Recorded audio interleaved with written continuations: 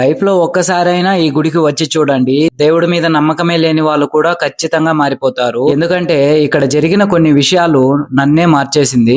ఆంధ్రప్రదేశ్ లోనే ఎక్కడా లేని విధంగా 27 అడుగుల అమ్మవారు విశ్రాంతి తీసుకున్నట్టు దర్శనమిస్తారు. మీ పేరు ఊరు ఏం చెప్పకపోయినా ఒక్కసారి మీరు అక్కడ వచ్చి కూర్చుంటే మీరు చెప్పక ముందే మీ సమస్య ఏంటో చెప్తారు. మీ లైఫ్ లో జరిగింది ఇంకా జరగబోయేది ఉన్నది ఉన్నట్టు చెప్తారు.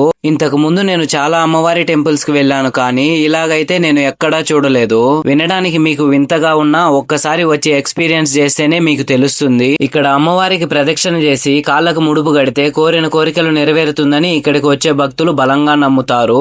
పెళ్ళయి 10 ఏళ్లైనా పిల్లలు లేదు అని బాధపడే వాళ్ళకి ఇక్కడికి వచ్చి అమ్మవారిని దర్శించుకొని వెళ్తే సంతాన భాగ్యం కలిగిందని చెప్తారు.